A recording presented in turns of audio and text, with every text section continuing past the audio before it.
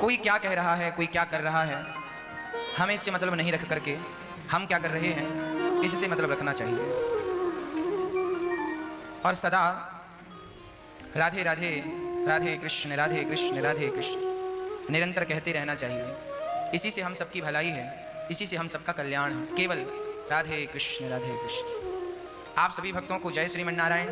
जो साधना टीवी के माध्यम से और यूट्यूब पर अनिरुद्धाचार्य के नाम से यूट्यूब चैनल है, यूट्यूब पर भी जो सुन रहे हैं आप सभी को जय श्रीमन नारायण, जय श्री कृष्णा, जय श्री सीताराम। प्रिय भक्तों, भागवत जी की इस पावन गंगा में हम गोता लगाकर बड़भागी हो रहे हैं। माना कि एक तरफ विषम परिस्थिति है, कोरोना जैसा संकट है, पर दूसरी तरफ यदि आपने इस संकट की घड़ी में अपना मन भगवान में लगाया है तो यह भगवान के भजन करने के लिए उपयुक्त समय है। आपको कथा सुनने को मिल रही है, आप निरंतर कथा सुन करके अपने जीवन में कुछ ना कुछ धारण कर रहे हैं, सीख रहे हैं। जो जीवन में कभी समय नहीं मिलता था, भागम भाग की जिंदगी थी, अब मानो जिंदगी थम सी गई है, ठहर सी गई है ना। कोई बात नहीं, ये विषम परिस्थिति, ये कोरोना का वक्त भी गुजर जाएगा, फिर सब सामान्य होगा, जल्दी से सब अच्छा होगा। तब तक भगवान का चिंतन और भगवान की कथा। भगवान का भजन करने वाला व्यक्ति जो भजन करता है, भगवान की कृपा उसकी छतरी बन जाती है, सुरक्षा कवच बन जाती है ना।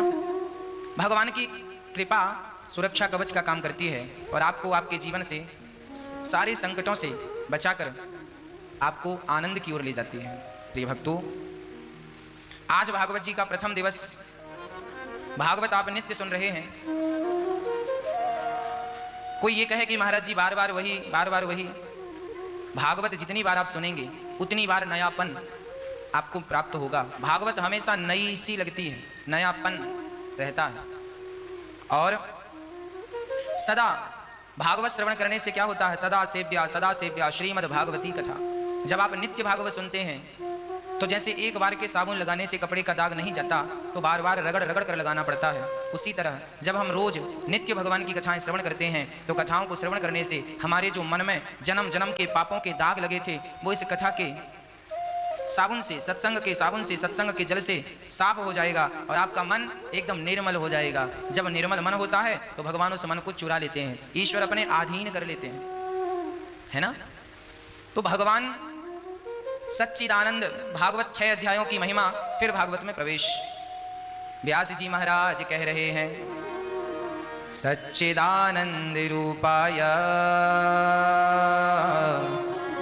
विश्वोत्पत्त्यादि तवे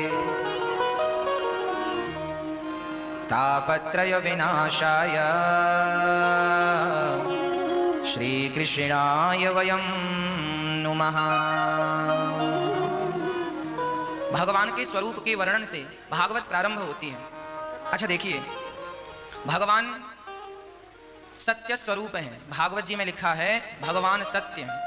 ये संसार, मैं एक ही बात आपको बार बार इसलिए कहता हूँ क्योंकि शास्त्रों में एक ही बात बार बार कही गई है। जो बात विशेष होती है ना, जब पति बाजार जाता है तो पत्नी कहती है दाल चावल आटा घी शक्कर गुड़ सब लाना है, पर इनमें जो विशेष चीज़ होती है जो आज ही खत्म हो गई है। आपने लिखवाया कागज में गुड़ भी लेते आना, पर गुड़ अभी 2 दिन का है। आपने लिखवाया आटा लेते आना, पर आटा भी 2 दिन का है। और आपने लिखवाया दाल लेते आना, और दाल आज शाम को ही बनाने को नहीं है। तो आप सब कुछ लिखकर कहेंगे दाल जरूर लाना। मतलब जो विशेष होता है वो आदमी 2 बार कहता है। उसी तरह भागवत में जो विशेष चीज़ें हैं वो बार बार कही गई हैं, इसलिए क्योंकि वो हम सबके काम की हैं। क्या काम की हैं? हम ये दृष्टि से संसार को, ये संसार जो है ना, ये जो संसार है ये सत्य नहीं है। यदि ये संसार सत्य होता तो संसार बदलता नहीं, पर संसार रोज बदलता है। हम और आप भी तो बदलते हैं ना। हमारा जन्म हुआ, हम छोटे से थे, आज ये अवस्था है, स्वरूप है, कल और बुढ़े हो जाएंगे। हम परिवर्तनशील हैं, संसार भी परिवर्तनशील है। संसार परिवर्तनशील है, आप और हम परिवर्तनशील हैं।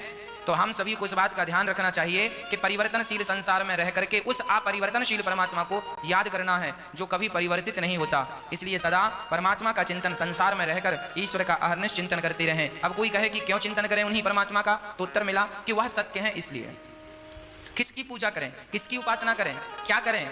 उस सत्य की उपासना की जाए, उस सत्य की पूजा की जाए जिस सत्य से हम सभी चल रहे हैं, जी रहे हैं, है ना। ईश्वर सत्य है।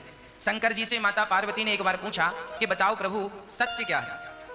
तो शंकर जी ने कहा उमा कहाँ हूँ मैं अनुभव अपना, सत्य हरि भजन जगत सब सपना।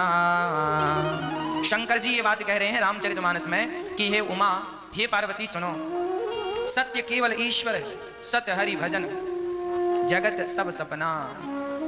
सब सपना है, केवल कृष्ण सत्य है, राम सत्य है। इसलिए हे पार्वती तुम भी राम राम जपा करो। शंकर जी कह रहे हैं माता पार्वती से, पार्वती तुम भी राम राम जपा करो मेरी तरह, क्योंकि वह राम नाम ही सत्य है। इसलिए आखिरी समय लोग कहते हैं कि राम नाम सत्य है, अर्थात ईश्वर ही सत्य है, राम ही सत्य। सत्य ना होता तो लोग ये क्यों कहते हैं कि राम नाम सत्य है? सत्य है इसलिए तो कहा जा रहा है, सत्य नहीं होता तो क्यों कहा जाता? बस प्रभु भक्तों कि उस सत्य परमात्मा में मन लग जाए, ये न केन प्रकार, किसी भी प्रकार से उस परमात्मा में मन लग जाए, चित्त लग जाए। शंकर जी पार्वती को समझा रहे हैं, पार्वती ये संसार सत्य नहीं है। तो फिर पार्वती ने प्रश्न किया कि भोलेनाथ यदि ये संसार सत्य नहीं है तो फिर दिख क्यों रहा है? भाई जो नहीं है वो दिखेगा कैसे? और दिख रहा है मतलब सत्य है। आप कह रहे हैं कि संसार सत्य नहीं है, अर्थात संसार असत्य है, असार है, असारः खलु संसारो, संसार सत्य नहीं है। यदि संसार सत्य ना होता तो संसार दिखाई क्यों पड़ता? तब शंकर जी ने माता पार्वती के प्रश्न पर समझाया, देवी उचित प्रश्न किया है आपने। ये संसार सत्य नहीं है पर सत्य जैसा लगता है। बोले कैसे? बोले ऐसे जैसे आप सड़क पर जब चलते हैं, आपने कभी यात्रा तो हमेशा की होगी, जब आप बस पर बैठकर, कार में बैठ के जाते हैं तो सड़क में ऐसा लगता है सामने जैसे पानी भरा हो। जब धूप पड़ती है दिन में सड़क में, तो आप जब गाड़ी ड्राइव करते हैं और आगे की सीट में बैठते हैं तो अक्सर ये भ्रांति होती है, ऐसा लगता है सड़क में पानी भरा है। अच्छा, जब आप वहां पहुंचते हैं, देखते हैं तो वहां पानी होता नहीं है, पर दूर से बिल्कुल ऐसा लगता है जैसे कि पानी भरा है, बिल्कुल पानी जैसा, हूबहू पानी की भ्रांति होती है। पानी है नहीं पर हम सभी को लगता है पानी है। उसी प्रकार जैसे पानी है नहीं पर लगता पानी जैसे है, उसी प्रकार ये संसार संसार है नहीं पर लगता संसार जैसे है। जैसे वो पानी की भ्रांति बिल्कुल असत्य है, उसी प्रकार पानी भी तो दिख रहा था ना सड़क में, पर जाकर देखा सो नहीं था। उसी प्रकार ये संसार भी सत्य जैसा दिख रहा है, पर जरा गंभीरता से विचार करके देखोगे तो ये संसार सत्य नहीं है। आज ही मैं अखबार पढ़ रहा था, मैं आज एक अखबार की कटिंग पढ़ रहा था। जानते हो क्या लिखा? एक शहर में एक बुजुर्ग को 80 वर्ष की आयु में, अखबार में जो लिखा था मैं वो सुना रहा हूं, 80 वर्ष की आयु में एक बुजुर्ग को कोरोना हो गया। अभी की घटना, वो 80 वर्ष की आयु के बुजुर्ग ने कोरोना से जंग जीत ली। और जब डॉक्टरों ने पर्चा बनाया कि आपका इतना पैसा हुआ, वो दादाजी बाहर आए 80 वर्ष की आयु के, बैठे। डॉक्टरों ने कहा कि 13,000 रुपए रोज का आपने ऑक्सीजन लिया है, 13,000 रुपए का रोज का 24 घंटे का ऑक्सीजन आपका, इस हिसाब से आपका लगभग 40-50 हजार बिल बना। ये सुनकर वो बुजुर्ग दादाजी बहुत जोर जोर से रोने लगे। तो डॉक्टरों ने कहा मत रोइए मत रोइए, यदि आपके पास पैसा नहीं है तो हम आपका सारा बिल माफ कर देंगे, आप रोइए मत, आपके पास नहीं है मत दीजिए। डॉक्टरों ने बहुत इंसानियत का परिचय दिया और दादा से कहा मत रोइए। तब दादा ने, बुजुर्ग व्यक्ति ने कहा भैया मैं इसलिए नहीं रो रहा हूं कि बिल इतना आया, अरे मेरे पास तो भगवान ने बहुत पैसा दिया है, मैं पूरा पैसा देने की ताकत रखता हूं, पैसे के लिए नहीं रो रहा हूं। तो फिर आप पैसे के लिए नहीं रो रहे हैं तो फिर रो क्यों रहे हैं? आप तो कोरोना से जीत गए ना, आप तो स्वस्थ हो गए ना, अब रोने की क्या बात है? तब उस व्यक्ति ने जो कहा वो सुनकर डॉक्टर रोने लगे। उस बुजुर्ग व्यक्ति ने कहा भैया मैं 80 साल का हो गया, आज मुझे पता चला कि एक दिन का चार्ज 13,000 रुपए है। आज मैंने ऑक्सीजन 13,000 रुपए दिन में लिया। सोचो जब से जन्म लिया है तब से उस परमात्मा का रोज 13,000 का ऑक्सीजन ले रहा हूं। मैं तो इसलिए रो रहा हूं कि तुम्हारा बिल तो चुका दूंगा, उस परमात्मा का बिल कैसे चुकाऊंगा? इसलिए जीवन मिला है तो केवल उसका चिंतन कर लो, उसको याद कर लो, उसका भजन कर लो, इसी से उस परमात्मा का कुछ बिल कम हो जाएगा। नहीं तो किस किस बात का तुम बिल चुकाओगे उस परमात्मा का? ये बिल्कुल सच्ची घटना, वो दादा रोए। ये बात फिर अखबार में आई, हमने आज ही पढ़ा, किसी शहर की घटना है। प्रिय भक्तों, शायद आपको पता नहीं है ये संसार ईश्वर ने बनाया है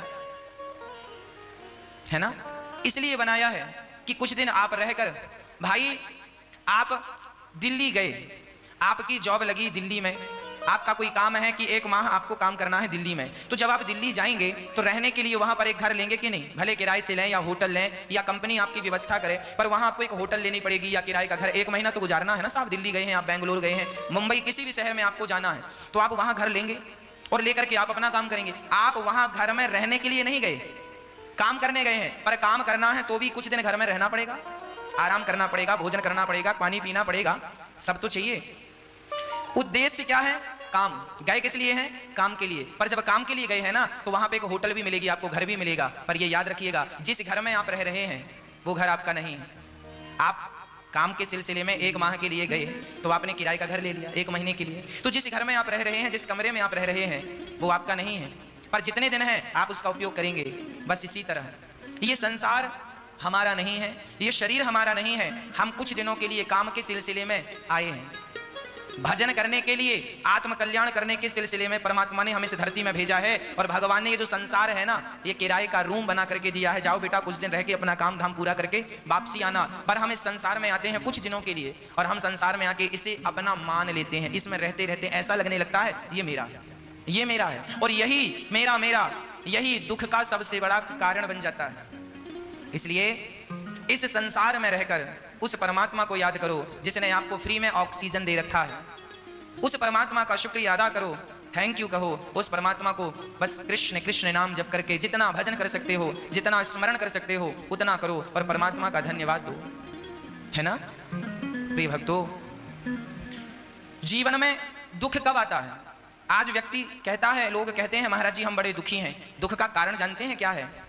एक सज्जन, एक बूढ़े आदमी हमें मिल गए, वो बहुत रो रहे थे। हमने पूछा दादाजी क्या हुआ, आप क्यों रो रहे हैं? उन्होंने कहा महाराज जी क्या बताएं, हमारे कोई बच्चा नहीं था तो हमने एक अनाथ बच्चे को गोद ले लिया और अपनी सारी दौलत उस बच्चे के नाम कर दी, और वह बच्चा अब हमें मार मार के घर से निकाल रहा है, इसलिए हम रो रहे हैं। हमने कहा वाह, देखो, हमने कहा तुमने उस व्यक्ति को गोद ना लिया होता, तुमने उसे अपना ना माना होता, अपना ना बनाया होता, तो क्या ये दुख आता जो दुख आज वर्तमान में आया? उन्होंने कहा बिल्कुल ना आता। हमने कहा तुम व्यर्थ के लोगों को, जमाने के लोगों को अपना बनाते फिर रहे हो, यही तो दुख का कारण है। उस परमात्मा को अपना बनाया होता तो आपको ये दिन देखने ना पड़ते, ये दुख की घड़ियां ना आती। विडंबना यह है कि आज किसी की संतान नहीं है तो वो दूसरी संतान को गोद लेकर के और दुख मोल ले लेता है। ईश्वर ने तुम्हें झंझट से मुक्त रखा, ईश्वर ने तुम्हें झंझट से बिल्कुल मुक्त रखा था, पर तुम जबरदस्ती झंझट के पास चले गए। अब ईश्वर क्या करे?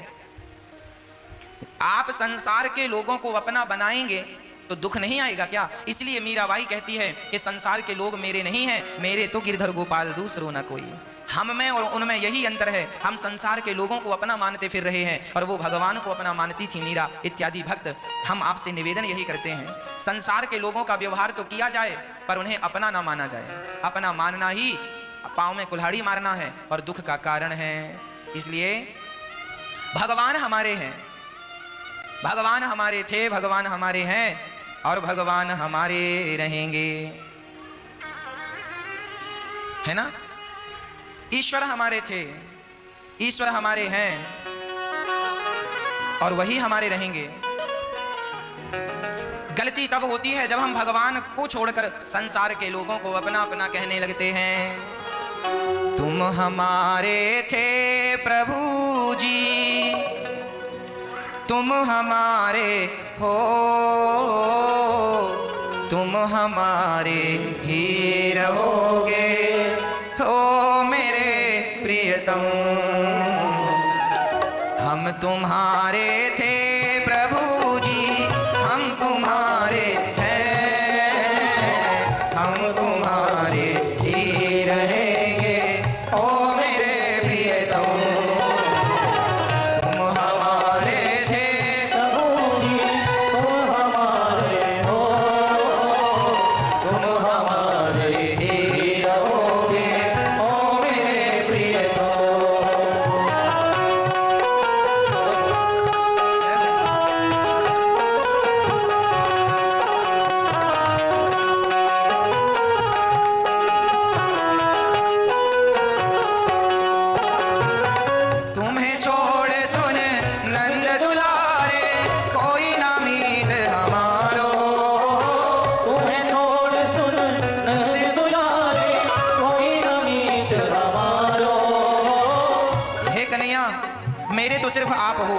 मेरा इस संसार में आपके सिवा कोई नहीं है। अब ये दुनिया वाले आप लोग अपना निर्णय करो कि आपके अपने कौन हैं। संसार के लोगों से रिश्ता रखना है तो फिर संसार के लोगों को ही पुकारो, वो तो आने से रहे नहीं। द्रौपदी के अपने पति, द्रौपदी के अपने परिवार के लोग क्या उस समय पर आए जब द्रौपदी की साड़ी खिंच रही थी? यूं तो बहुत भीड़ होती है साहब, पर मुसीबत पड़े तो एक हाथ भी तुम्हारी तरफ बढ़ते नहीं है। अभी कोरोना काल में छोटे भाई को कोरोना हो गया तो बड़े भाई ने फोन तक नहीं लगाया, इसलिए नहीं लगाया कि कहीं छोटा भाई हमसे पैसे ना मांग ले। हाँ, संसार के लोग बड़े स्वार्थी हैं साहब, बहुत स्वार्थी हैं। इसलिए केवल भगवान का सहारा हो, एक ईश्वर के सहारे जो हैं वो जंगल में भी सुखी हैं, और जो संसार के भरोसे वही हमारे हैं, वही हमारे रहेंगे। इसलिए कहता हूं संसार को सत्य समझने की गलती ना करना। संसार मिथ्या ही है, केवल कृष्ण सत्य है। इसलिए उस सत्य स्वरूप परमात्मा की, सत्यम परम धीमहि, उस सत्य स्वरूप परमात्मा की शरण में हम सभी को चलना चाहिए। भगवान चित स्वरूप है, अर्थात प्रकाश स्वरूप है। ईश्वर का प्रकाश ही है, इसलिए हम देख रहे हैं। हमारे भीतर जो देखने की शक्ति है, उस शक्ति के रूप में परमात्मा ही तो बैठा है। वो शक्ति चली जाए तो आंखें तो होंगी पर दिखेगा कुछ नहीं, शक्ति नहीं है ना। किसी को पैरालाइसिस हो जाता है, हाथ नहीं हिलता, हाथ तो है पर हिलता नहीं है, मतलब उसके अंदर में जो शरीर को हिलाने डुलाने की शक्ति थी वो शक्ति उस अंग की निकल कर चली गई। शक्ति गई तो हाथ तो है पर तुम्हारा है भैया, उठा लो, तुम अपने बल से उठा सको तो तुम अपना हाथ भी नहीं उठा सकते। इसलिए केवल भगवान में अपना समर्पण कर दो, इसी से हम जीव मात्र की भलाई है। किस बात का हम घमंड करें, किस बात का अहंकार करें साहब? श्वास भी तो हमारे अधीन नहीं है ना। भगवान सबके भीतर प्रकाश के रूप में बैठे हैं। आप जो देख रहे हैं वो ईश्वर ही है। इसलिए सबको भगवान जानकर सेवा करने लग जाओ। यदि आप सबको भगवान जानकर सेवा करेंगे तो आपको भी, आपका भी कल्याण हो जाएगा। आप सबकी सेवा करो। एक किसान था, एक दिन उसके द्वार पर कोई संत आए, कहा भैया जा रहे हैं तीर्थ यात्रा पर, पैदल हूं, हर गांव में भिक्षा मांग कर खा लेता हूं, सो भैया आज की रात यहीं गुजारनी है तो तुम्हारे द्वार पर ही आज हम विश्राम करेंगे, तो भोजन की व्यवस्था करो। किसान बड़ा धार्मिक था, उसने बढ़िया संत के लिए कच्चा दे दिया, आटा इत्यादि। संत ने कच्चा ही मांगा, कहा लो। संत ने बना करके उसे भोग लगाकर किसान को प्रसाद देकर ग्रहण कर लिया। संत ने सोचा कि इसका अन्न खाए हैं, कुछ इसकी सदगति। देखो संत के पास क्या है देने के लिए? संत के पास देने के लिए एक ही चीज है, बोले ईश्वर तक पहुंचने का उपाय, ईश्वर तक पहुंचने का रास्ता संतों को पता है, सो वही रास्ता सबको बताते रहते हैं। किसी की समझ में आता है तो उस रास्ते पर चल के वो ईश्वर तक पहुंच जाते हैं, किसी की समझ में नहीं आता सो नहीं पहुंच पाते। संत ने कहा किसान से, भैया तुम रोज 1 घंटा कीर्तन किया करो। किसान ने कहा सरकार ये काम नहीं हो सकता, मैं किसान हूं और बहुत काम रहता है, पत्नी बच्चों में किसानी में समय बिल्कुल नहीं मिलता कि मैं 1 घंटा कीर्तन करूं। तो संत ने कहा कोई बात नहीं, तुम 1 घंटा कीर्तन नहीं कर सकते तो पास में कोई मंदिर हो तो नियम बनाओ और नियम से एक बार ठाकुर जी का दर्शन करने मंदिर जाया करो। किसान बोला सरकार हम ये भी नहीं कर सकते, मंदिर थोड़ा 100-200 कदम पे दूर है, कई बार समय नहीं मिलता, भागना पड़ता है खेत की तरफ। अब संत बड़े चक्कर में पड़े से क्या उपाय बताऊं। तो संत ने उसी से पूछा अच्छा ये बताओ तुम क्या कर सकते हो, जो भी करना नियम से करना, वो नियम तोड़ना मत। यदि तुम इस नियम से चलोगे तो तुम्हारी भी नैया पार हो जाएगी। तो किसान बोला मेरे बगल में घर के बाजू में एक कुम्हार रहता है, घड़ा बनाता है, आप कहो तो मैं उसका रोज दर्शन कर लिया करूंगा, ये नियम हो सकता? संत ने कहा ठीक है, तुम उस कुम्हार का दर्शन किया करो, नियम बनाओ कि कुम्हार का दर्शन किए बिना तुम भोजन नहीं करोगे, नियम बनाओ। और कुम्हार को इस भाव से देखोगे कि ये भगवान है, और देखकर राम राम जरूर कर लेना भैया, राम राम, और ठाकुर जी का दर्शन कर लेना, उनमें ही वो ईश्वर है ये सोचकर। भले तुम्हें शुरू में ऐसा लगेगा ये कुम्हार है, ये कुम्हार है, पर धीरे धीरे उसे कुम्हार ना कहकर उसे भगवान जानकर उसको दूर से प्रणाम कर लेना और देखे बिना ये नियम बनाओ कि भोजन नहीं करोगे। किसान बोला ये ठीक है, ये मेरे बगल में है, मैं रोज देख लिया करूंगा, कोई ज्यादा वक्त नहीं लगेगा। संत चले गए।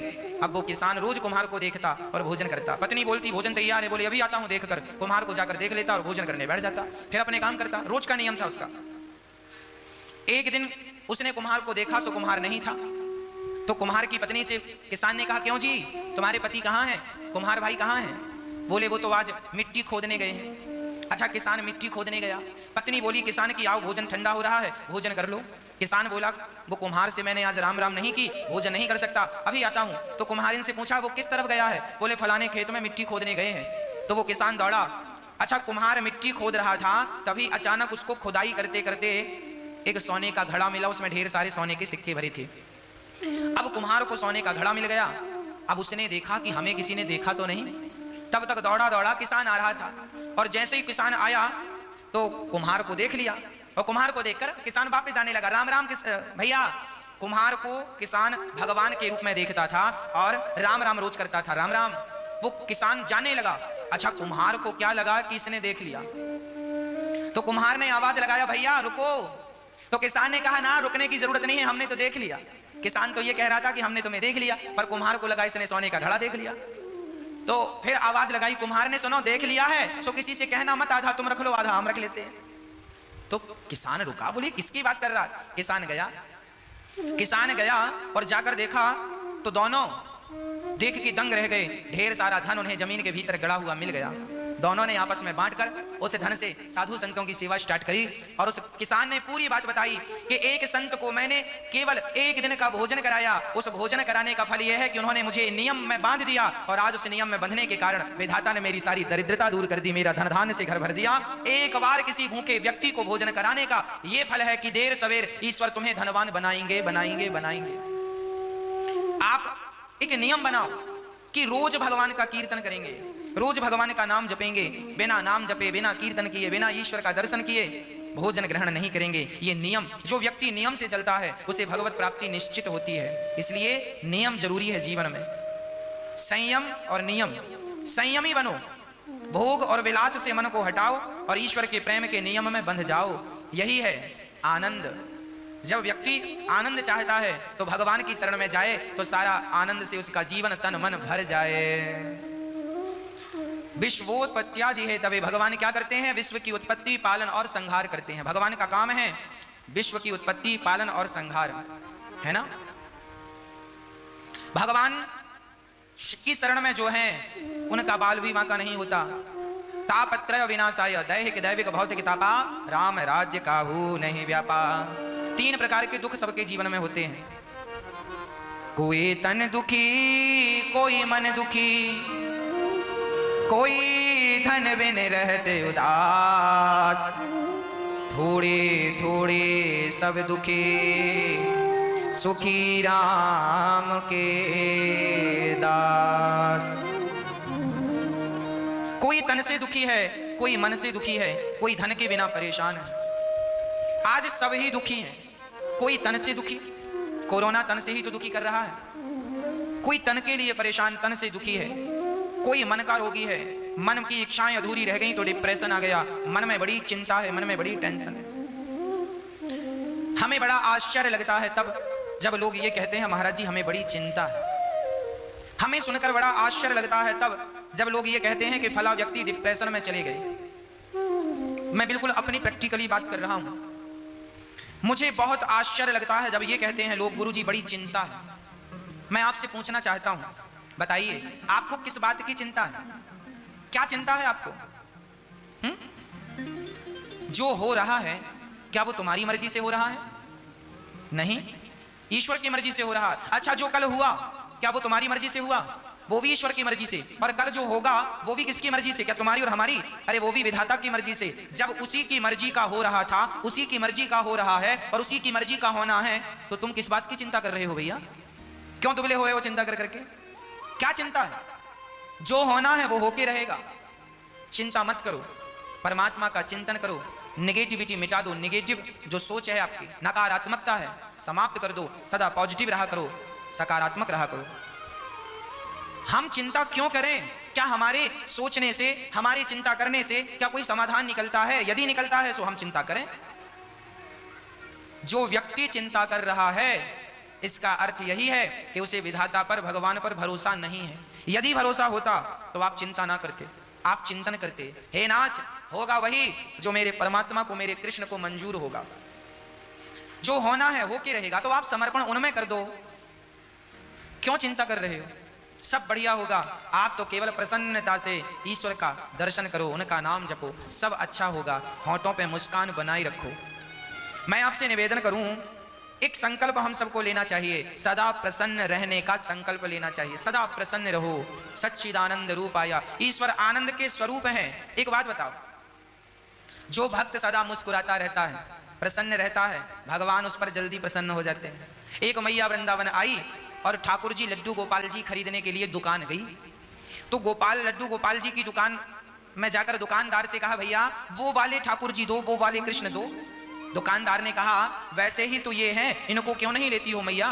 तो मैया ने कहा, भैया वो वाले गोपाल जी की ना स्माइल ज्यादा है, वो ज्यादा मुस्कुरा रहे हैं, तो हमें वो अच्छे लग रहे हैं। आप भी मूर्तियां खरीदते हैं, आप भी जब गोपाल जी खरीदते हैं ना, तो एक बार उनकी मुस्कान पे जरूर नजर डालते हैं। जिन ठाकुर जी की मुस्कान ज्यादा होगी, आप उन्हें ही पसंद करते हैं। जब भक्त को भगवान मुस्कुराता हुआ अच्छा लगता है, तो भगवान भी कहते हैं कि मुझे भी मुस्कुराता हुआ भक्त बहुत अच्छा लगता है। जो सदा मुस्कुराता है वो ईश्वर की हर हाल में पूजा ही करता है। इसलिए डिप्रेशन, चिंता छोड़कर ईश्वर के भरोसे रहकर सदा मुस्कुराइए, सदा प्रसन्न रहिए, सदा आनंद में रहिए। ये वक्त भी गुजर जाएगा, ये दुख का वक्त भी गुजर जाएगा। बस ईश्वर का चिंतन और होंठों पे सदा मुस्कान बनी रहे। सदा मुस्कुराते रहा करो, सदा हंसते रहा करो। ये हंसने मुस्कुराने का मौका अभी मिला है, हंस लो, मुस्कुरा लो। पता नहीं अगले जन्म में हमें विधाता ने कुत्ता बिल्ली की योनि दे दी, तो कुत्ते बिल्ली की योनि में तो हंसा मुस्कुराया नहीं जा सकता। गधा और बंदर बना दिया तो मुस्कुराया और हंसा नहीं जा सकता। ना जाने कौन सी अगली योनि मिल जाए और हम हंसने और मुस्कुराने के लिए तरस जाएं। अभी अवसर है, अभी मुस्कुराकर ईश्वर का धन्यवाद करो, तो आपकी गति बिगड़ेगी नहीं। और आप अभी से बंदर का मुंह बना के बैठेंगे तो अगले जन्म में भगवान बंदर ही बनाएंगे। कई लोग ना हम देखते हैं हंसते ही नहीं, बैठे हैं बंदर का मुंह बना के। एक सज्जन, उनको 1 महीने में 2 लाख रुपए का फायदा हो गया। पड़ोसियों ने कहा, किसी ने कहा क्यों, आप तो बड़े प्रसन्न होंगे, आपको तो 2 लाख का फायदा हुआ। उन्होंने कहा, काहे की प्रसन्नता, हम तो बड़े दुखी हैं। बोले, काय बात का दुख है? बोले, हमारे पड़ोसी को 4 लाख का फायदा हो गया, हमें तो 2 का ही हुआ। लो, फायदा हो गया फिर भी वो उदास हैं, फिर भी मुस्कुरा नहीं। ऐसों को भगवान बंदर ही बनाएंगे, जा गधा बना देंगे, तुम तो कभी हंसते नहीं थे। अरे भगवान ने ये मनुष्य का तन दिया है हंसने के लिए, खिलखिलाने के लिए, मुस्कुराने के लिए, पर आप बस रोते ही रहते हैं टेंशन में, दिन रात टेंशन। भगवान जाने काहे की टेंशन है आपको। जो होगा वो होगा, उसे ना आप रोक सकते हैं। मैं होनी तो होके रहे, अनहोनी ना होए, और जाको राखे राम जी, मार सके ना कोई। हाँ जी, भगवान पे भरोसा हो, अटूट भरोसा हो, वो भरोसा हो जो टूटे ही ना। हम संसार के लोगों को देखते हैं, भरोसा वो बनाते हैं, थोड़ी सी मुसीबत आई तो भरोसा तोड़ देते हैं। थोड़ा सा संकट आया, संसार का व्यक्ति थोड़ा सा भी संकट बर्दाश्त नहीं कर पाता। संकट आया और उसका भरोसा टूटा, अरे भगवान की जितनी भक्ति की, क्या मिला, लोग ये कह देते हैं। भगवान भी बहुत मुस्कुराते होंगे, वाह। एक रिक्शे वाले से एक व्यक्ति ने कहा, भैया स्टेशन जाओगे? रिक्शा वाला बोला, चलेंगे साहब। कितना पैसा? रिक्शा वाला बोला, 30 रुपए लगेगा। तो वो व्यक्ति बोला, भैया मैं बुजुर्ग हूं और 4 कदम की दूरी पे स्टेशन है, मैं स्टेशन सोसाइटी पे ही रहता हूं, और इस कितने दूर का 30 रुपए लेगा? बाकी रिक्शे वाले तो मैं रोज 10 रुपए में जाता हूं, और आज तुझे 30 रुपए चाहिए? 30 रुपए, इतनी सी बात का 30 रुपए मांग रहा है। दूसरे रिक्शे वाले, उस बुजुर्ग ने कहा, जा हम तेरे रिक्शे में नहीं बैठते। पीछे रिक्शे आया, उसने फिर पूछा, भैया स्टेशन तक जाना कितना? उसने कहा, बाबूजी 10 रुपए लगता है। अरे 10 रुपए लगता तो ये 30 रुपए क्यों बोल रहा है? सोचो, 10 रुपए का काम है और मांग कितना रहा है? 30 रुपए। उसी तरह हमारी हालत है। हमने भगवान का भजन तो 10 रुपए का किया, हमने भगवान को याद तो 10 रुपए का किया, और मांग कितने रहे? 30 रुपए दे दो भगवान। 16 सोमवार का व्रत किया है, अब 16 सोमवार के बदले मांगा क्या? बहू को बेटा ही होना चाहिए। भगवान शंकर जी, बेटी ना हो। 2 बेटी ऑलरेडी, हमने बड़ी श्रद्धा से पूजा किया, पूजा करी 10 रुपए की, और बेटा मांग रही है 30 रुपए का। अब देखो, लोग अपना बजट नहीं बढ़ाते हो, भगवान से बड़ा बड़ा बजट मांगते हैं। अरे भैया, आप भी भगवान से प्रेम ज्यादा करो, प्रेम ज्यादा करो, भक्ति ज्यादा करो, आप अपना बजट बढ़ाओ। जब प्रेम का, भक्ति का बजट बढ़ेगा तो आपको मांगने की जरूरत ही नहीं पड़ेगी, भगवान स्वयं बिना मांगे आपको देते रहेंगे। और भगवान तो सबके माता पिता हैं, उनसे कुछ मांगने की जरूरत नहीं पड़ती। वो सर्वांतर्यामी हैं, वो सब कुछ जानते हैं, आपके बिना कहे समझ लेते हैं कि आपको किस चीज की जरूरत है। आप सच्चा प्रेम कीजिए, भगवान आपको सब कुछ देंगे, है ना। सदा मुस्कुराइए, सदा ईश्वर का धन्यवाद कीजिए, शिकायत कभी ना कीजिए। क्या सुदामा जी के जीवन में शिकायत थी? गरीब थे, 4-4 दिन चूल्हा नहीं जलता था, परम उपासक थे सुदामा जी। सुदामा जी चाहते तो कह सकते थे, वाह कन्हैया, मैंने तेरा इतना भजन किया और तूने मुझे क्या दिया? पर नहीं, जिससे प्यार किया है ना, उससे शिकायत नहीं करूंगा, और वो भी प्यार भगवान से। कोई शिकायत नहीं। जहां प्रेम है वहां शिकायत नहीं है, और जहां शिकायत है वहां प्रेम नहीं है। इसलिए भगवान कहते हैं, राम ही केवल प्रेम प्यारा, मुझे केवल प्यार करो, मुझे पैसा हीरा मोती सोना चांदी मत दो, फूल फूल फल मुझे कुछ मत दो, दूध दही मुझे कुछ मत दो, पर मुझे केवल भक्त प्यार करे। भगवान प्रेम का भूखा है। अरे प्रेम करने से तो भगवान बिक जाते हैं, कोई खरीदना चाहे तो उसे खरीद ले। केवल प्रेम, राम ही केवल प्रेम प्यारा, जान ले जो जान नहीं आ रहा। भगवान हमारा सारा दुख हर लेते हैं। कोई तन से दुखी है, भगवान की शरण में जाए तो तन अच्छा हो जाए।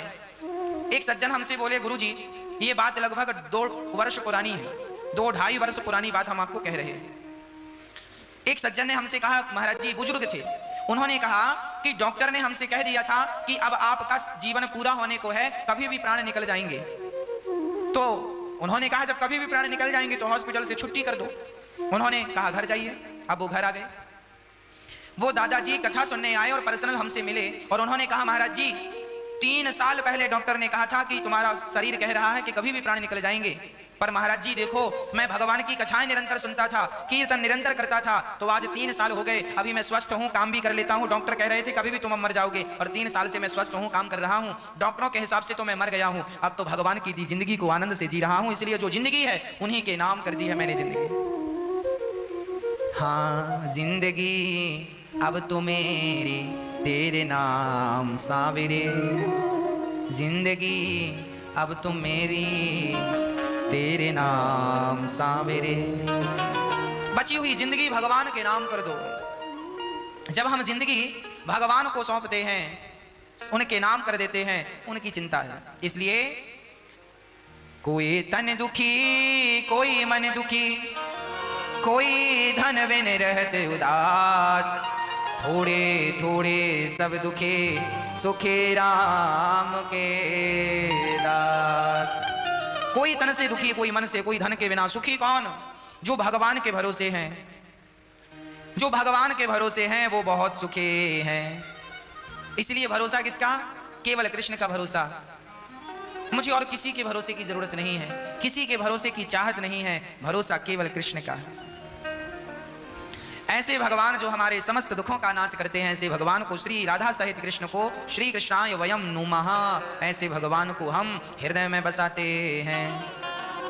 यम प्रव्रजन्तमनुपेतमपेत कृत्यम, द्वैपायनो विरह कातर आजुहाव, पुत्रेति तन्मयतया तर्भुविने दुस्तं सर्वभूत हृदयं मुनिमान तोष्मि।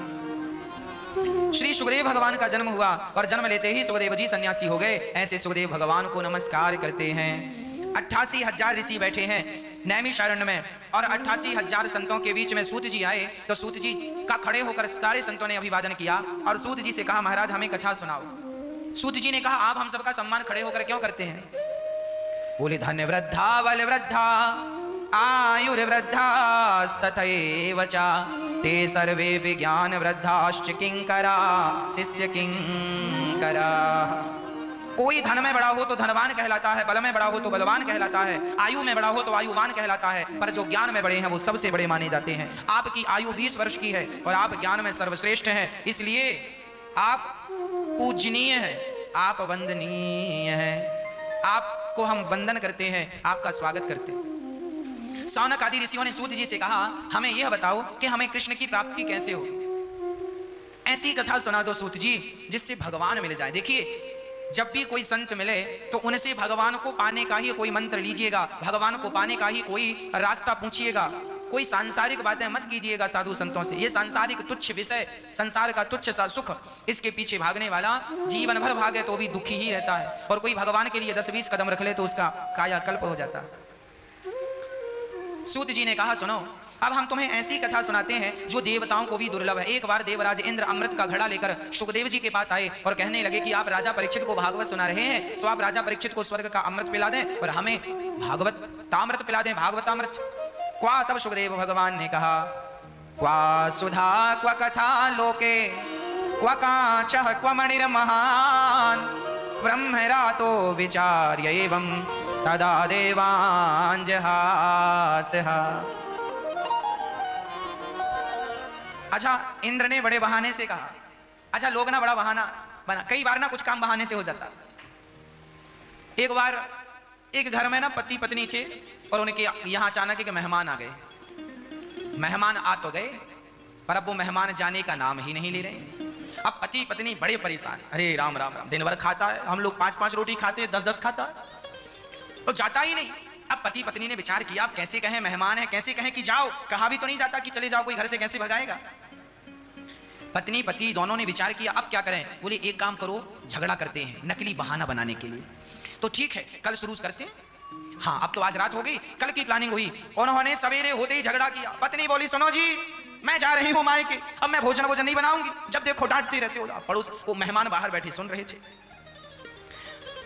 अब पति भी डांटता हुआ, हाँ बड़ा मायके की धमकी, जाओ चली जाओ, क्या हम बनाकर खा नहीं सकते। अब वो उन्हें डांटे, वो उन्हें डांटे, वो झूठ मूठ का हो जाओ, वो झूठ मूठ का पत्नी लगी रोने रोने, जोर जोर से रोने लगी। मेहमान को लगा, हे भगवान आज तो कुछ मिलेगा नहीं खाना पीना। तो मेहमान ने आवाज लगाई, सुनो हम जा रहे हैं। मेहमान चले गए। तब तक पति बोला, सुनो गए, अब मत रो, अब काहे रो रही हो, हमने कोई जानबूझकर थोड़ी डांटा, हमने तो ऐसे ही डांटा, सच्ची का थोड़ी डांटा, झूठ का डांटा। तो पत्नी बोली, हाँ हम भी सच्ची का थोड़ी रो रही हैं, हम तो झूठ का रो रही हैं। तब तक मेहमान आके बोला, हम भी सच्ची के थोड़ी गए थे, हम भी झूठ की तो गए थे। तुम सच्ची का डांट नहीं रहे थे, तुम सच्ची का रो नहीं रही थी, तो हम भी सच्ची के नहीं गए, हमें पता था कि तुम बहाने कर रहे हो। मेहमान आए, बोले चलो भूख लगी है बना। अब वो लगी बनाने। कई बार काम बहाने से हो जाता है पर कई बार नहीं भी होता। तो ऐसा ही है कि बहाने से इंद्र बहाना लेके आए कि स्वर्ग का अमृत आप पिला दो परीक्षित को और हमें कथा अमृत पिलाओ, कथा का अमृत पिलाओ। बहाने की बात याद आई, मुझे एक बहाना और याद आ गया। एक बूढ़ी मैया थी, उनके घर एक साधु आए। साधु को देखकर मैया ने कहा, महाराज बैठो, हम आपको भोजन कराएं,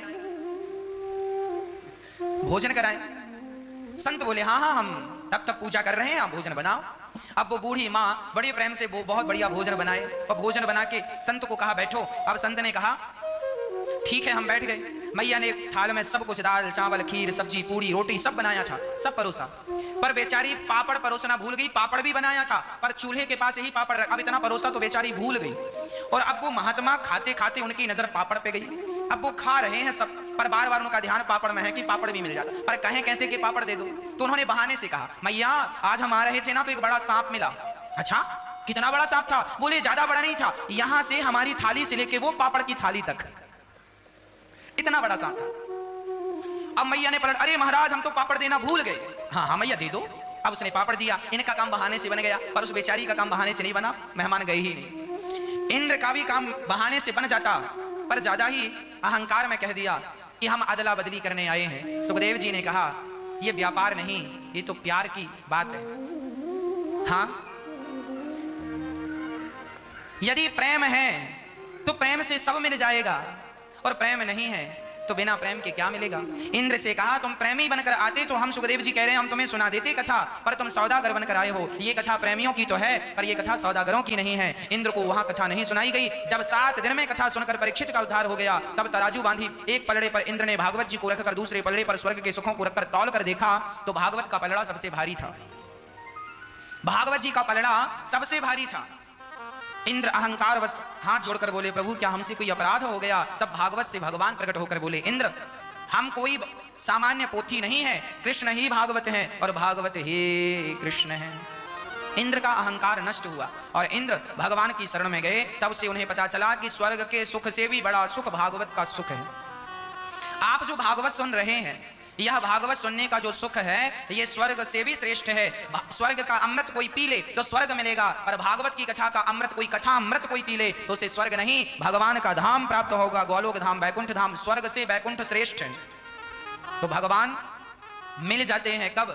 जब भक्त के हृदय में प्रेम होता है तब। इंद्र के अंदर भी प्रेम होता तो भगवान मिल जाते, पर प्रेम नहीं था सो नहीं मिले। इसलिए तो गोपियां कहती हैं ये तो प्रेम की बात है उद्धव, है कि नहीं सब ढूंढा पर शांति नहीं। तीर्थों में गए शांति नहीं, तो गृहस्थाश्रम में गृहस्थों के घर गए। धन्यो गृहस्थाश्रम, धन्य है गृहस्थाश्रम कि गृहस्थ के घर से साधुओं को भी भिक्षा मिलती है, चिड़ियों को भी दाना मिलता है, गाय को भी रोटी मिलती है। गृहस्थ ना हो तो सबका पेट कौन भरे? तो गृहस्थ सबसे श्रेष्ठ है। पर नारद जी कहते हैं आज गृहस्थ आश्रम का भी विधान बिगड़ गया है। क्या चल रहा है? नारद जी ने कहा तरुणी प्रभुता आगे है शाल को बुद्धिदायक कन्या विक्रीणे लोभात दंपती नाम चकलकनम। घर में नई नई बहुओं की चल रही है। आज गृहस्थ में ये देखो भागवत जी में लिखा है, आप ये ना कहें कि महाराज जी आप गृहस्थों की बात ज्यादा करते हैं। क्या करें, गृहस्थों का भी उल्लेख भागवत जी में है, सो हम समझा देते हैं आपको। गृहस्थ आश्रम बहुत श्रेष्ठ आश्रम है। पति और पत्नी जो हैं बड़े प्रेम से रहें। गृहस्थ आश्रम में क्या हो गया है, आजकल बड़ों का सम्मान कोई नहीं करता। कोई का अर्थ है बहुत सारे लोग नहीं करते, जो करते हैं वो तो अच्छे हैं, संस्कारी हैं, पर बहुत सारे लोग अपने से बड़ों का सम्मान नहीं करते, है ना। एक बहू अपने पति से कहती है चलो जी शहर चलते हैं। तो पति बोला शहर चलेंगे तो हमारी फिर माँ है, उसका ख्याल कौन रखेगा गांव में? तो बहू ने कहा माँ अपना बना कर खा लेंगी, क्या जरूरत है उनके पास रहने की? माँ के चक्कर में हमारे बच्चों का भविष्य बिगड़ रहा है। थोड़ी देर बाद पता चला कि उसका अपना बेटा वो कहीं गुम हो गया। अब वो पत्नी जो थोड़ी देर पहले पति से कह रही थी चलो माँ को छोड़कर चलते हैं, अब जब उसका बेटा गुम हो गया सो लगी रोने मेरा बेटा भी यहीं था, कहाँ चला गया? पूरे गांव में ढूंढा, सब जगह देखा, कहीं उसका बेटा, लगी रोने रोने। पति ने कहा क्या हुआ? बोली कि मैं अपने बेटे के बिना नहीं रह सकती, मेरा बेटा कहाँ चला गया, मेरा लाल कहाँ चला गया? थोड़ी देर बाद उसका बेटा आ गया। तब उस पति ने कहा सुनो, तुम्हारा बेटा कहीं गया नहीं था, मैंने ही तुम्हारे बेटे को छिपा दिया था, अपने मित्र के घर भेज दिया था। तुम अपने बेटे के लिए इतना तड़प गई, 2 घंटे में ही तुम्हारा हाल बेहाल हो गया। तो सोचो जब मैं अपनी माँ को छोड़कर जाऊंगा तो मेरी माँ की हालत क्या होगी। यदि तुम अपने बेटे से प्यार करती हो तो मेरी माँ भी तो मेरे से प्यार करती है। यदि तुम अपने बेटे के बिना नहीं रह सकती हो तो मेरी माँ भला मेरे बिना कैसी रहेगी? ये तो सोचो। ये सुनकर उसकी पत्नी को आत्मज्ञान हुआ कि गलत किया मैंने, जो ये कहा कि छोड़कर चलो। छोड़कर नहीं लेकर चलो, छोड़कर नहीं लेकर चलो। जब लेकर चलेंगे तो जहां माँ होगी वहां आप होंगे, जहां आप होंगे वहां माँ होगी। दोनों एक दूसरे को देखकर माँ बाप संतुष्ट होंगे, अपने बच्चों को, अपने नाती पोतों को देखकर। हाँ, उनकी जीवन की आखिरी लीला। जब घर में सब आनंद होता है ना तो मरने में भी अच्छा लगता है कि चलो सब हो गया, अब तो बुढ़ापा है, अब मर रहे हैं, बेटा बच्चों तुम खुश रहना, हमारा जीवन पूरा। और बच्चे आपस में झगड़ा करें, ध्यान ना रखें, विवाद हो, तो फिर जो व्यक्ति मरता है उसको लगता है मेरे मरने के पहले मैंने ये झगड़ा सुलझा क्यों नहीं दिया। उसकी मृत्यु भी फिर दुखद ही हो जाती है। इसलिए गृहस्थ आश्रमों में रहने वाले लोगों को ध्यान रखना चाहिए, किसी प्रकार से घर परिवार में कोई वाद और विवाद ना हो। हर विवाद से बचना चाहिए। भाई से भाई का विवाद ना हो, पति से पत्नी का झगड़ा ना हो, माँ सास बहू का कोई विवाद ना हो, देवरानी से जेठानी का कोई विवाद ना हो। बड़े प्रेम से घर में रहकर जीवन को आनंद पूर्वक जीना चाहिए। पर शास्त्र में लिखा है तरुणी प्रभुता गे, घर में नई नई बहुओं की चलती है। एक जगह तो मैंने सुना कि सारी बहुएं तो बहुत अच्छी हैं, पर कुछ बहुओं के बारे में मैंने सुना कि एक बहू आई अपने शादी होके विदा होके मायके से पहली बार आई ससुराल। उसी दिन जिस दिन उसके पांव घर में पड़े उसी दिन उसने अपने पति को अपने सास से अलग कर दिया। उसी दिन घर का बंटवारा कर दिया, बोले हम रहेंगे नहीं, हमें अलग रखो। उसी दिन वो अपने पति को लेकर चली गई, उसी दिन जिस दिन वो ससुराल है। ऐसा भी मैंने सुना कि कुछ लोग ऐसे हैं जिस दिन आते हैं उसी दिन तोड़ फोड़ चालू हो जाती है। तो भगवान ऐसी बहुओं से बचाएं जो आती तोड़ फोड़ करें। सच्ची बहू तो वो है, अच्छी बहू तो वो है जो तोड़ने ना आए बल्कि जोड़ने आए। तोड़ने वाली कैंची और तलवार होती है, जोड़ने वाले सुई होती है।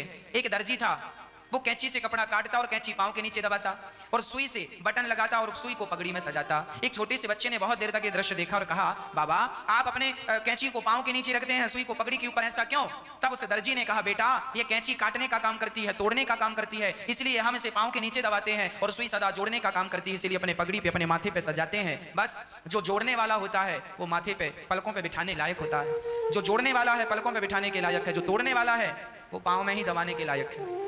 इसलिए बहुत समझदारी से गृहस्थ आश्रम को चलाया जाए, अपनी विवेक क्षमता से चलाया जाए, सात्विक बुद्धि से चलाया जाए। आनंद इसी में है। अरे जीवन आनंद से जियोगे, मजा आएगा जीने का। और यूं भागते रहोगे, लड़ते झगड़ते, इसमें कोई स्वाद नहीं है। पूरी जिंदगी नरक हो जाती है। नारद जी कहते हैं तरुणी प्रभुतागे है शाल को बुद्धिदायक। आजकल सलाह लोग अपने माता पिता से नहीं लेते, आजकल साले साहब से सलाह लेते हैं। और शास्त्र कहते हैं दीवार बिगाड़े आरो और घर बिगाड़े सारो।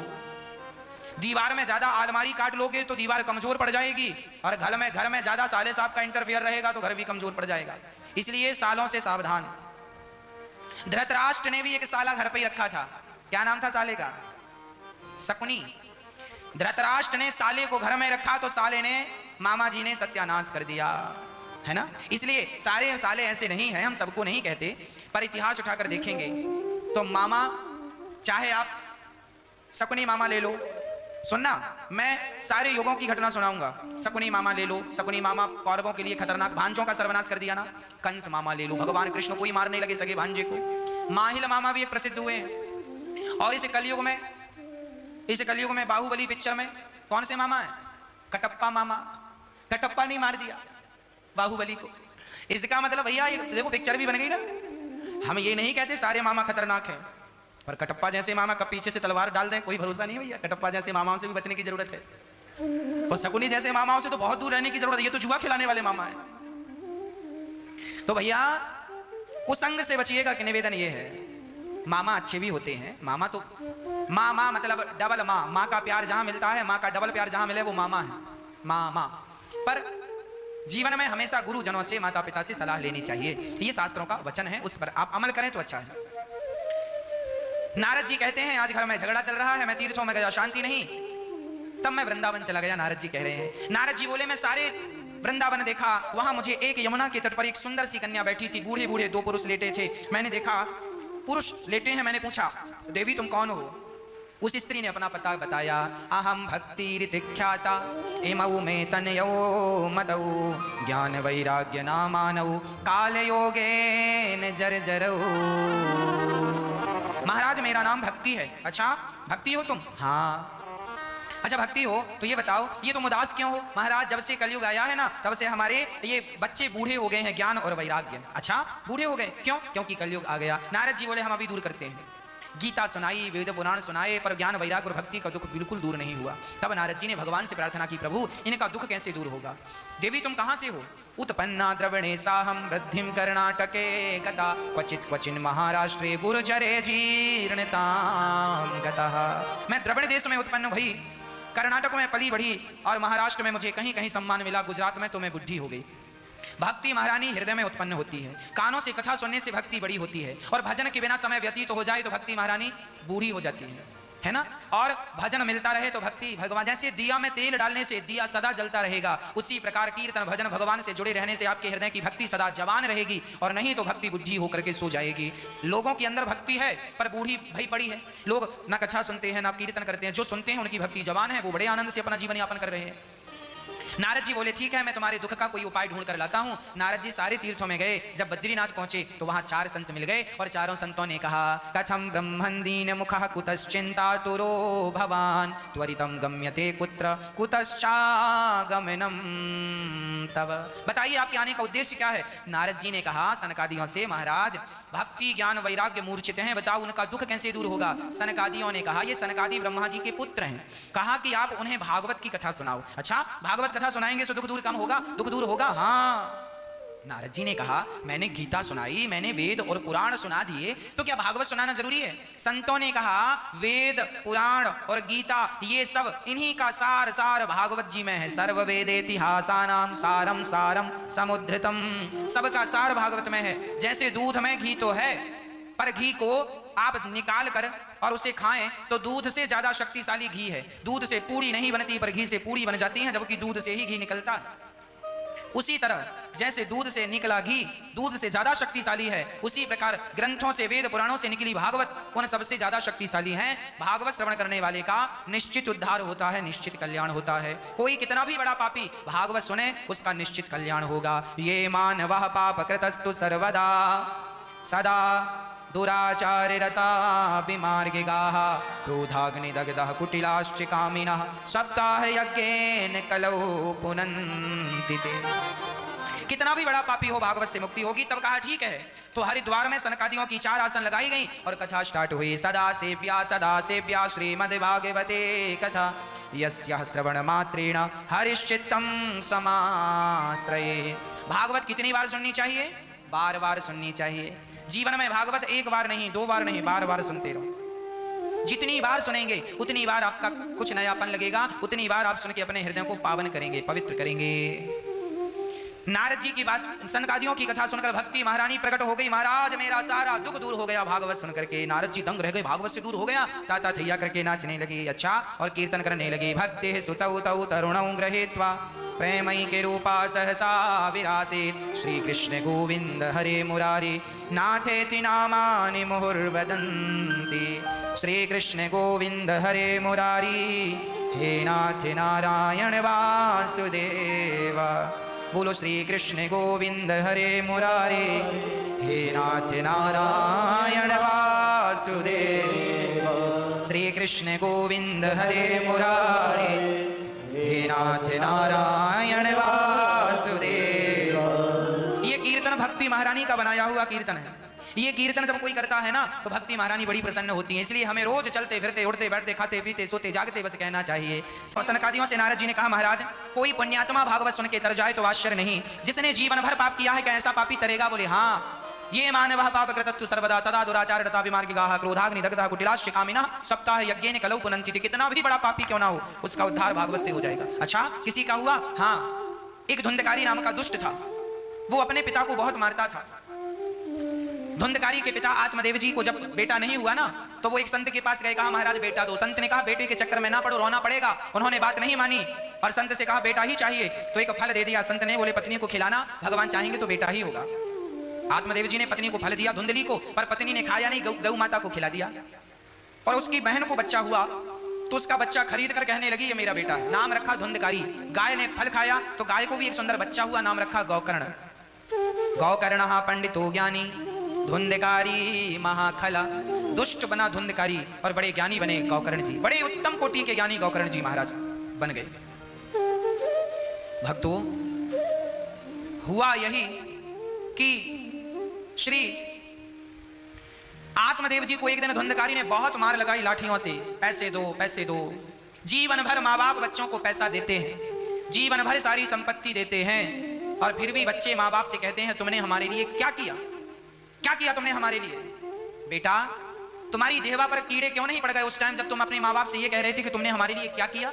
अरे माँ बाप से ये प्रश्न करने वाले तुम कौन होते हो? क्या तुम्हें जन्म दे दिया? क्या यही कम है? क्या इसी का तुम ऋण चुका सकते हो जो माँ बाप से कह रहे हो कि तुमने हमें क्या दिया? अरे उन्होंने जन्म दे दिया, पढ़ा लिखा कर खड़ा कर दिया, अब क्या चाहिए? उनकी जान लोगे क्या? माँ बाप भगवान होते हैं। एक कुंडलीक नाम के भक्त थे। इनके माता पिता तीर्थ यात्रा में गए। कुंडलीक एक ही बेटा था अपने माँ बाप का। माँ बाप बहुत प्यार करते थे, मेरा कुंडलीक, मेरा कुंडलीक, मेरा कुंडलीक बेटा है, बहुत प्यार करते थे। एक दिन माँ बाप ने बढ़िया सी लड़की देखकर अपने बेटे का विवाह कर दिया। कुंडलीक की दुल्हन आई तो अब दुल्हन को पाकर कुंडलीक दुल्हन के पक्ष में हो गया और माता पिता की सेवा करना बिल्कुल भूल गया। माँ बाप की तरफ देखता भी नहीं। माँ बाप बड़े दुखी रहने लगे। राम राम, जब से दुल्हन आई अब हमारा बेटा तो हमें पानी को भी नहीं पूछता। पत्नी से पूछ लेता है कि माँ बाप ने भोजन कर लिया। अरे पत्नी क्यों पूछे माँ बाप ने भोजन कर लिया कि नहीं? तुम क्यों नहीं पूछते हो अपनी माँ से, माँ तुमने खा लिया? माँ कोई तकलीफ तो नहीं है? तुम पूछो ना। लोगों के भरोसे माँ बाप की सेवा कब तक करोगे? इसलिए आपसे मेरी प्रार्थना है, आप अपनी माँ का ख्याल स्वयं रखा करो। आपकी पत्नी भी आपकी माँ का ख्याल रखती है, अच्छी बात है, पर पत्नी भी ख्याल रखे अपनी सास का और बेटा भी ख्याल रखे अपनी माँ का। क्या बुराई है इसमें? पत्नी भी पूछे कि माँ जी आप क्या खाएंगी, आपका स्वास्थ्य कैसा है, आपको कोई तकलीफ तो नहीं है, और बेटा भी यही सवाल पूछ ले माँ से, तो इसमें भरजा क्या है, बुराई क्या है? पर आज पत्नियों ने जैसा कह दिया वो वैसा मान लेते हैं। पत्नी ने कह दिया कि माँ ने खा लिया, सो ठीक है, माँ ने खा लिया होगा। ठीक है, आपकी पत्नी बहुत अच्छी है, सेवा भी करती है आपकी पत्नी आपकी माँ की, सास ससुर की, पर आपका भी तो कर्तव्य है। आप बेटे हैं, अपनी माँ से पूछें, 2 मिनट उनके पास बैठे, पांव दबाएं। कुंडलीक अपनी माँ को बिल्कुल भूल गया और पत्नी का ही गुलाम हो गया, पानी को भी नहीं पूछता। पत्नी कहती है मैं थक गई हूं। सो कुंडलीक अपनी माँ से कहता, माँ भोजन क्यों नहीं बना देती हो, माँ बर्तन क्यों नहीं धुल देती हो? माँ ने सिर पे हाथ रखा, राम राम। जिसके घर में जवान बहू है, वो बहू आराम कर रही है और सास से कह रही है तुम बर्तन धुल लो। पर चूंकि माँ बाप को रहना था, खाना था, सो बेचारी माँ बर्तन धुलती है, भोजन बना के बेटे बहू को खिलाती है, और बहू आराम फरमा रही थी। कुंडलीक की पत्नी, दोनों बुढ़ा बुढ़ी बड़े परेशान रहने लग गए। शरीर चलता नहीं है और बहू काम सारा करवाती है, और बेटे से भी कहें तो बेटा बहू के पक्ष में है, सुनता ही नहीं। माँ बाप ने निर्णय लिया कि अब हम दोनों तीर्थ यात्रा में निकल जाएंगे।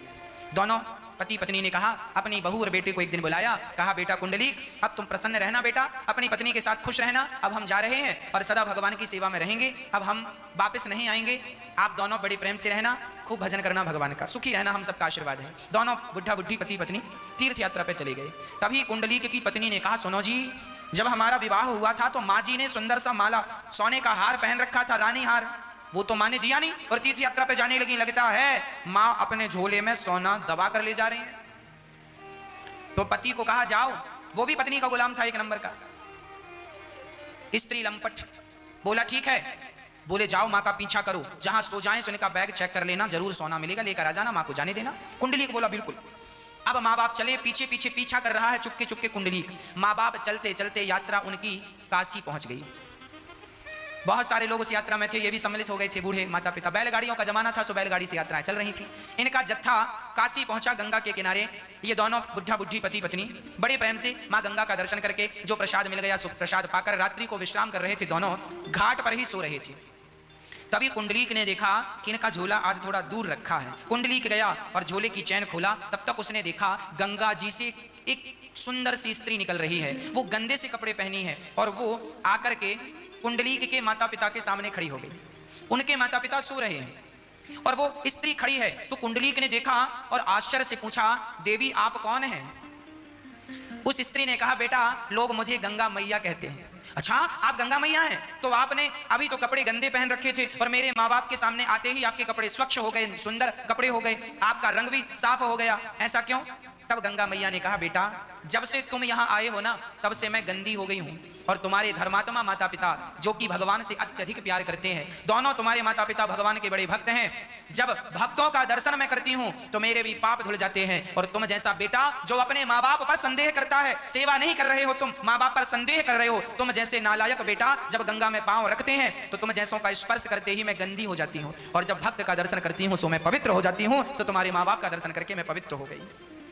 ये सुनकर तो कुंडलीक की आंखों से आंसू नहीं रुक रहे थे। हे विधाता, कितना बड़ा अपराध हो गया, मैंने अपनी माँ के ऊपर संदेह किया, मैं एक पत्नी के कहने पर, अपनी स्त्री के कहने पर अपनी माँ, जन्म देने वाली माँ को भुला दिया। हे विधाता, हमसे अपराध हो गया, हमसे गलती हो गई। माँ के चरणों में कुंडलीक गिर गया और बोला गंगा मैया से, माँ मैंने जो पाप किए हैं बताइए, उन पापों का प्रायश्चित क्या है? क्या मैं गंगा में डूब के मर जाऊं? गंगा ने कहा, मरने से प्रायश्चित नहीं होगा, तू अपने माँ बाप की सेवा करेगा तो माँ बाप की सेवा मात्र से तेरे जीवन के सारे पाप धुल जाएंगे। उस दिन से कुंडलीक अपने माँ बाप की सेवा में ऐसा लगा कि जब वो पंढरपुर का था, कुंडलीक पंढरपुर आया, पंढरपुर महाराष्ट्र में जगह है जहां पंडरीनाथ अर्थात विट्ठल भगवान आज भी बैठे हैं, वो कुंडलीक गया और अपने माँ बाप की सेवा करने लगा, और ऐसी सेवा की माँ बाप की कि माँ बाप की सेवा से प्रसन्न होकर एक दिन भगवान कृष्ण आए और कमर में हाथ रख के खड़े हो गए और कहा, कुंडलीक मैं भगवान कृष्ण हूँ, तुमने माँ बाप की ऐसी सेवा की कि आज तुम्हारे दर्शन करने का मेरा मन है। और सुनो, रुक्मणी जी भी आई हैं, रुक्मणी जी भी थी और भगवान कृष्ण भी थे, दोनों खड़े हो गए। कुंडलीक ने कहा, प्रभु आप अंदर आ जाओ तो मैं दर्शन कर लूं। भगवान बोले, सो मैं अंदर नहीं आ सकता, तो अभी मैं माँ की सेवा कर रहा हूँ। कुंडलीक ने माँ की सेवा में इतना मस्त हुआ कि भगवान आए तो भगवान से कहता है, मैं आपका दर्शन भी बाद में करूंगा, पहले माँ की सेवा। भगवान बोले, तब तक मैं क्या करूं? तो कुंडलीक ने एक ईंट, उसका कच्चा घर था, वहां ईंट पड़ी थी, सो ईंट उठा के फेंक दिया। बोले, प्रभु तब तक आप इसमें खड़े हो जाओ, मैं अभी आता हूँ। कुंडलीक ने माँ बाप को सुलाकर उनके चरणों की सेवा की, और जब बाहर आए तो भगवान कृष्ण और रुक्मणी जी खड़ी थी, चरणों में कुंडलीक गिर गई, प्रभु मुझे दर्शन देकर आपने मुझे कृतार्थ कर दिया।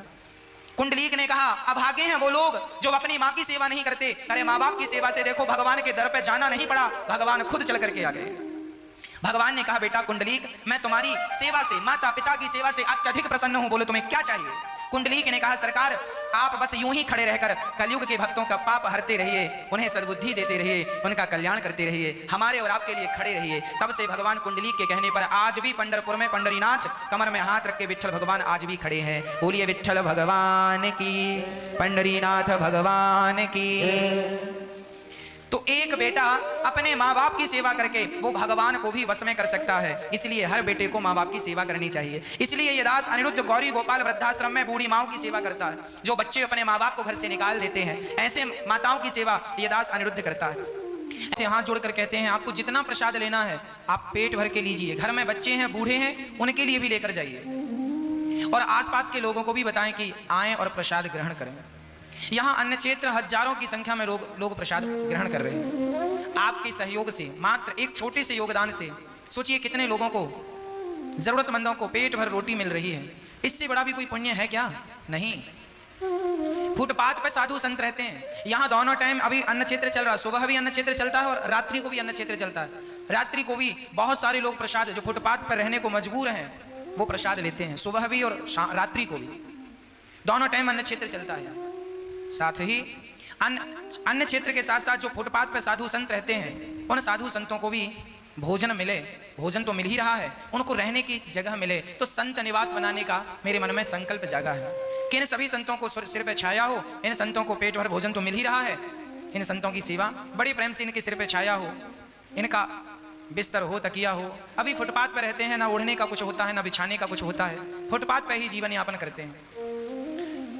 कोई पॉलीथीन ओढ़ लेता है, कोई कुछ ओढ़ लेता है, कोई कुछ बिछा लेता है।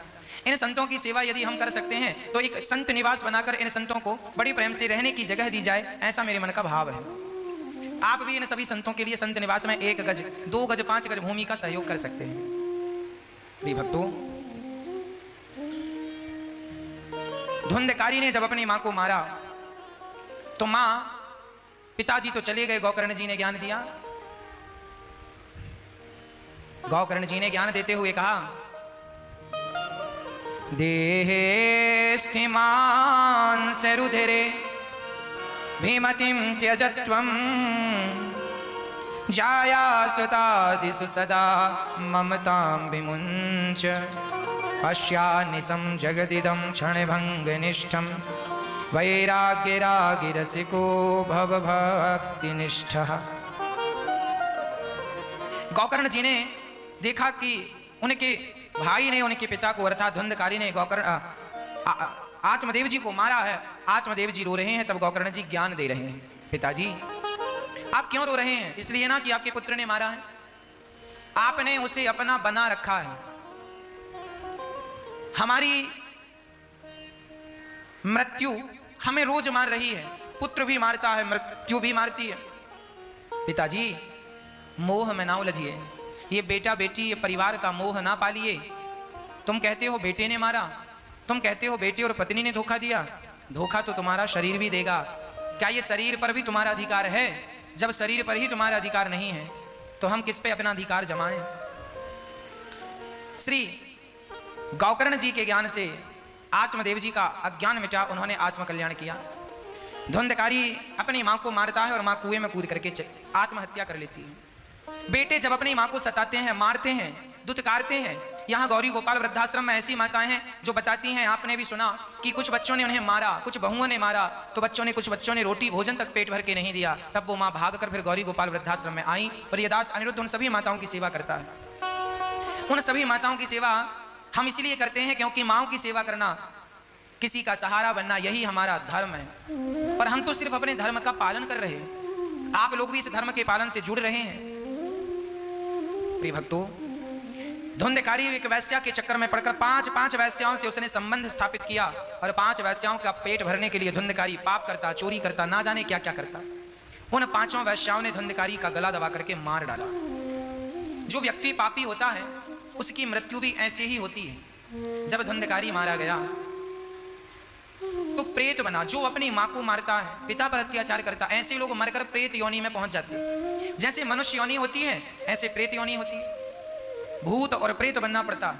इसलिए हनुमान चालीसा में लिखा है, भूत पिशाच निकट नहीं आवे, महावीर जब नाम सुनावे। तो भूत और पिशाच, जो प्राणी अपने माँ बाप पर अत्याचार करता है वो भूत और प्रेत बन जाते हैं। उनका शरीर, सूक्ष्म शरीर भटकता है, उनका मोक्ष नहीं होता। वो आपकी तरफ देखते हैं कि आप उनके नाम का कोई पुण्य करें, कोई दान पुण्य करें तो उनकी सदगति हो। जो आपके पूर्वज हैं, आपके पिता के पिता के पिता, वो सभी लोग जब मरते हैं तो जो लोग पुण्यात्मा होते हैं वो तो अपने पुण्य के बल पर मोक्ष पा लेते हैं, पर जो पुण्यात्मा नहीं होते वो अपने बच्चों से अपेक्षा करते हैं कि तुम हमारे नाम का कोई पुण्य करो तो फिर हमारा मोक्ष होगा, हमारी सदगति होगी, उद्धार होगा। पर जो बच्चे अपने पिता के नाम से, माँ के नाम से पिंड दान करते हैं, श्राद्ध करते हैं, भागवत का पाठ कराते हैं, भागवत सुनते हैं, दान पुण्य करते हैं, भोजन प्रसादी कराते हैं, उनके माँ बाप की भी सदगति हो जाती है। पर जो लोग, कुछ ऐसे लोग होते हैं पिंड दान नहीं करते, किसी को भोजन नहीं कराते, दान पुण्य बिल्कुल नहीं करते अपने पूर्वजों के नाम से, उनके पितर इंतजार करते हैं मेरा बेटा करेगा पुण्य, पर नहीं करता तो फिर वो नाराज होकर के फिर वो आपके बनते बनते काम को बिगाड़ देते हैं, कई बार तो वंश रोक देते हैं, बच्चे नहीं होते, ये पितृदोष फिर चालू हो जाता है, फिर आपके जीवन में कठिनाइयां ही कठिनाइयां, क्योंकि आपने अपने पूर्वजों के लिए कुछ किया नहीं। इसीलिए कहता हूं अन्नदान सर्वश्रेष्ठ दान है। ये अन्नदान जब आप अपने पूर्वजों के नाम से करते हैं तो जितने लोग खाते हैं इनकी तृप्ति से वो तृप्त होते हैं। जैसे पेड़ की जड़ में पानी डालने से पेड़ के पत्तों तक पहुंच जाता है और गर्भवती स्त्री के भोजन कर लेने से उसके गर्भ के बच्चे तक पहुंच जाता है, उसी प्रकार जरूरतमंद के भोजन कर लेने से आपके पूर्वजों तक वो प्रसाद पहुंच जाता है। शांति, अरे 13 वर्षी क्या है कि चलो उस प्राणी के नाम से इतने लोग भोजन कर लेते हैं तो उसकी आत्मा को शांति मिलती है। चलो हमारे नाम से इतने लोगों ने भोजन किया। जब कोई मर जाता है तो लोग उसके नाम से खिलाते पिलाते हैं ना समाज को, उसके नाम से, ताकि उसको इसका पुण्य मिले। मतलब अन्नदान सब जगह सब हाल में किया जाता है और यही सबसे बड़ा पुण्य है। इसलिए ये राज अनिरुद्ध सिर्फ अन्नदान करना जानता है। अन्न क्षेत्र हजारों लोग प्रसाद पाओ, कोई भूखा ना रहे बस।